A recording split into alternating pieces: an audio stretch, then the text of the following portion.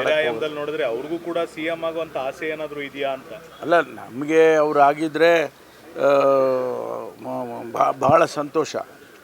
ಮಾತಾಡ್ತಾನೆ ಸರ್. ಈಗ ಸಿಎಂ ಗೊಂದಲ ಏನಿದೆ ಸರ್, ಈಗ ಹೈಕಮಾಂಡ್ ಇತ್ಯರ್ಥ ಮಾಡುತ್ತಾದ್ರೆ ಮಲ್ಲಿಕಾರ್ಜುನ್ ಖರ್ಗೆ ಅವರು AICC ಅಧ್ಯಕ್ಷರಾಗಿದ್ದಾರೆ, ಕನ್ನಡಿಗರಾಗಿದ್ದಾರೆ, ಅವ್ರಿಗೆ ಇಲ್ಲಿನಂಥ ಜನರ ಪರಿಸ್ಥಿತಿ ಗೊತ್ತಿದೆ. ಅವರು ಒಂದು ಮನಸ್ಸು ಮಾಡಿದಿದ್ರೆ ಆಗೋಗಿರ್ತಿತ್ತು ಇಷ್ಟೊಳಗಡೆ. ಆದರೆ ಅವರಿಗೆ ದಲಿತರೇ ಸಿಎಂ ಆಗಬೇಕು ಅನ್ನೋ ಒಂದು ಲೆಕ್ಕಾಚಾರದಲ್ಲಿ ಏನಾದರೂ ಅವರೇ ಮುಂದೂಡಿಸ್ತಾ ಇದ್ದಾರಾ ಅನ್ನೋದು ಪ್ರಶ್ನೆ ಸರ್.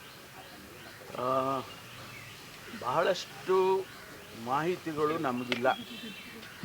ಮುಖ್ಯಮಂತ್ರಿಗಳ ವಿಚಾರದಲ್ಲಿ ಏನು ಮಾಧ್ಯಮದಲ್ಲೆಲ್ಲ ಬರ್ತಾ ಇದೆ, ಅದು ಭಾಳಷ್ಟು ಮಾಹಿತಿಗಳು ನನಗಂತೂ ಇಲ್ಲ.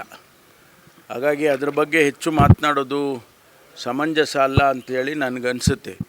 ಅದನ್ನು ಅಲ್ಲಿಗೆ ಬಿಟ್ಬಿಡೋಣ. ಏನು ಹೈಕಮಾಂಡ್ನವರು ಏನೆಲ್ಲ ತೀರ್ಮಾನ ತಗೊಳ್ತಾರೆ, ಅವರಿಗೆ ಪ್ರತಿಯೊಂದು ವಿಚಾರಗಳು ರಾಜ್ಯದ ಬಗ್ಗೆ ಗೊತ್ತಿರ್ತಕ್ಕಂಥದ್ದೇ. ಮಲ್ಲಿಕಾರ್ಜುನ್ ಖರ್ಗೆ ಅವರು ನಮ್ಮ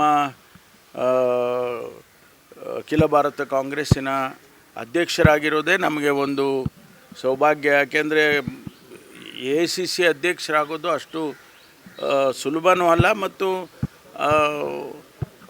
ಆ ದೊಡ್ಡ ಜವಾಬ್ದಾರಿಯನ್ನು ನಿಭಾಯಿಸುವಂಥ ಸಾಮರ್ಥ್ಯನೂ ಇರಬೇಕಾಗ್ತದೆ. ಅದಕ್ಕಾಗಿ ಸನ್ಮಾನ್ಯ ಖರ್ಗೆ ಅವರಿಗೆ ಅವಕಾಶ ಇದೆ.